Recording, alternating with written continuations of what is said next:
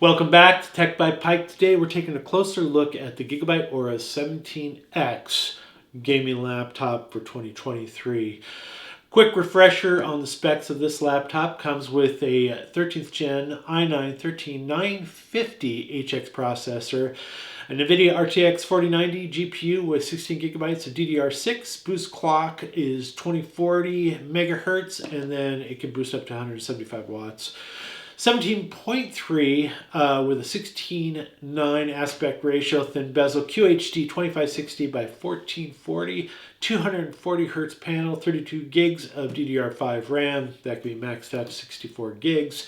1 terabyte SSD, that's a Gen 4 NVMe PCIe SSD for storage. It can be upgraded as well. And then it has a Key Backlit Keyboard, 2 times 2.5 watt speakers, has Wi-Fi 6E, Bluetooth V5.2, 1080p, full HD camera with facial recognition. It does not have fingerprint access. And so anyway, those are the specs. We're going to go ahead and do some benchmarking, some gaming. We're going to go over some features of the laptop. And then I'm going to have some final thoughts at the end. Let's get into it. So we're going to test out the 1080p camera and the microphones. I can do a little typing here. And you can probably hear that a little bit. I did some testing earlier, and the camera's pretty decent. The microphones pick up my voice pretty well. For a built-in camera setup, this is pretty decent for conferencing calls and all that. So I don't really have much to complain about here.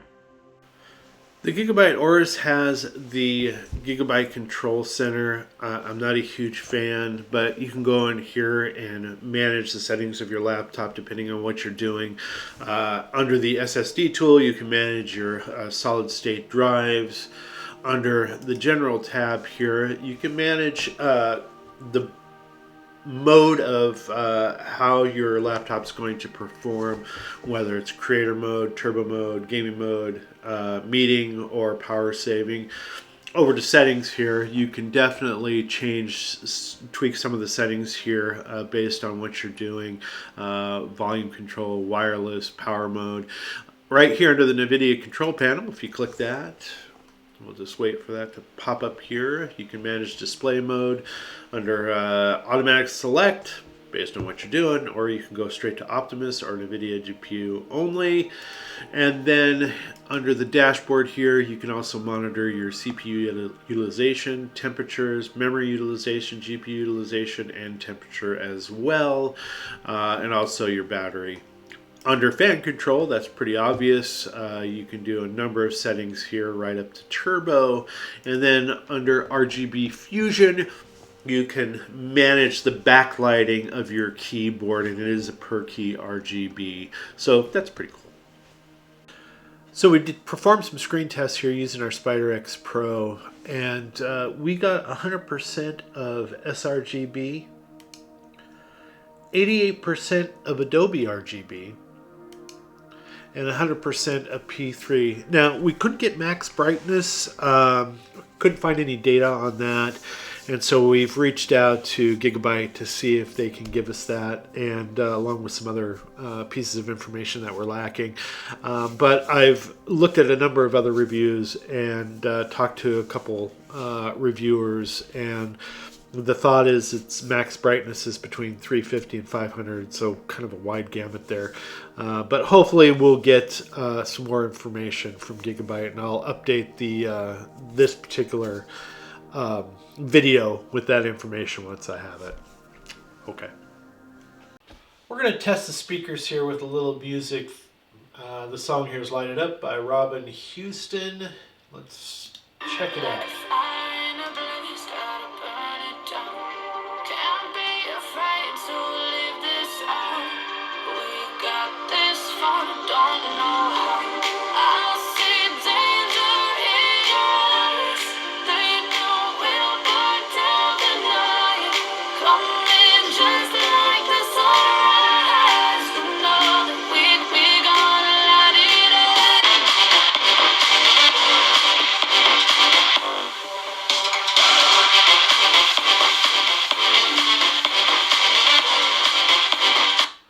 Okay, so at the higher, at 100%, we're getting a little bit of distortion, but if you move it down to like 80, then less distortion. You can hear some tinging in there a little bit.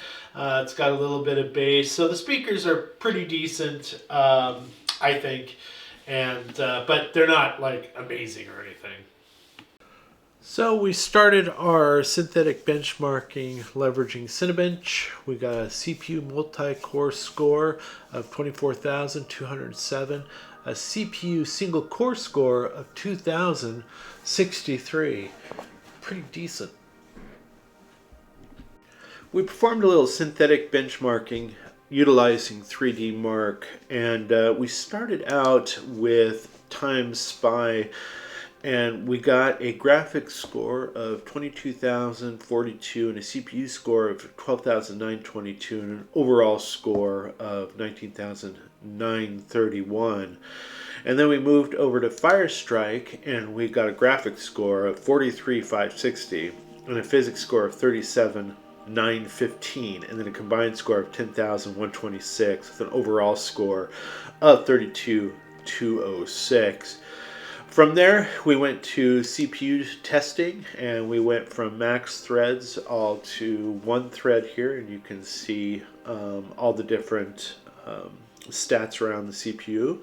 And then after that, the last one was the storage, and we did some testing around that where we got a storage benchmark score of 2,591. We ran some testing using Geekbench 6. We got a single core score of 2,743 and a multi-core score of 16,274. I'm going to scroll down here so we can take a look at the scores more in depth.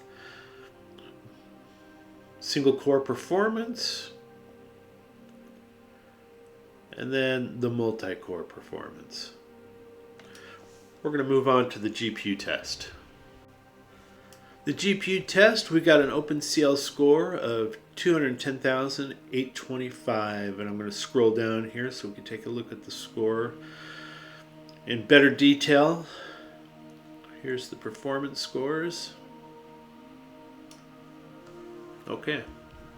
So we played a few games to get some FPS scores. These games were set on high, and the laptop itself was also, settings were on high and on the dedicated graphics card. We started out with Cyberpunk, where we were getting 115.35 FPS on average. Hogwarts Legacy, we were getting around 128 to 135 FPS on average. Spiderman Remastered on Steam, we were getting 155 to 170 FPS on average. And then one of our favorites, Star Wars Battlefront 2, we were getting between 105 and 115 FPS on average. We're doing some fan noise checks and some laptop temperature checks, and we're doing some benchmarking. Shadow of the Tomb Raider, set on Ultra, and the fans are really cranking. Let's see how loud they're getting.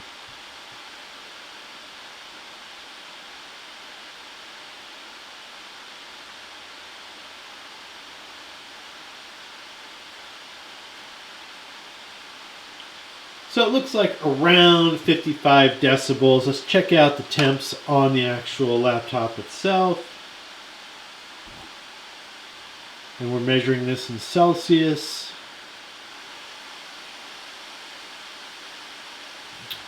Right on the keyboard there, on that side, it's getting around 34, 35 Celsius. If you go up towards the screen a little bit, it's also warm there, about the same temperatures. But the palm rests are cool.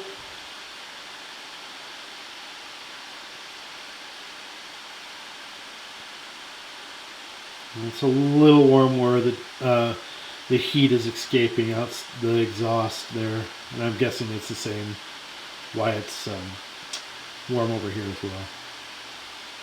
All right. it's not too bad. We did some benchmarking utilizing some in-game benchmarking tools from the likes of games like Shadow of the Tomb Raider, F1 2020, Red Dead Redemption, Horizon Zero Dawn. The games themselves were set on ultra settings, and then the laptop itself was set to high as well. For Shadow of the Tomb Raider, we got a max FPS score of 389 FPS down to the minimum of 186. Extraordinary, in my opinion. F1 2020, we got a max of 309, minimum of 196. Red Dead Redemption, we got a max of 186 FPS, minimum of 23. And then Horizon Zero Dawn, we got a max of 274 and a minimum of 47. But look at the other scores from other laptops from last year with i9s, i7s, and RTX 3080 Ti's. The newest chips with the new 4000 series RTX GPUs are just blowing them out of the water. I mean, it's crazy. So that is the Gigabyte Aorus 17x for 2023 gaming laptop. Quality of build is on point. I really like the way this thing looks as well. Like I said before in the unboxing, I thought the keyboard was good. I thought the trackpad could be a little bit larger, but that's just the way it goes. Lots of ports, lots of venting. Has the 4 fans to keep this laptop cool while playing AAA games. It has the vapor chamber cooling as well within this laptop, so that's great. A couple things I couldn't get as far as information. I couldn't figure out or find max brightness on the screen. I think it's around 350 to 500, but I reached out to Gigabyte to get that number, and I'll update the video once I have it. But I think it's around that. It wasn't like blow your socks off bright and clear like you would see in a mini LED or something like that. But it was good. 16:9 aspect ratio. I wish it was 16:10, but for a gamer, 16:9 will work with a 240 hertz panel. So there you go. Something else that I wasn't able to get was the max TDP on the actual processor. I reached out to Gigabyte along with the screen request to see if they could give me that as well. And once I get that, I'll update the video information. Other than that, I think this is a solid choice. We got this out on the Best Buy website for about $3,800 without tax. The laptops right now with the new Intel processors and GPU, the 4000 series, are a little bit more expensive. So anyway, you're going to be paying a premium for this and quite a few others like the Razer Blade. Anyway, do I think it's worth it? Sure. If you don't have a gaming laptop, I would definitely take a look at that. If you're looking for something with a larger screen, like 17.3, like this one, definitely. Razer came out with the 16 and the 18. Those might be something to look at, but they're a little bit more pricier as well.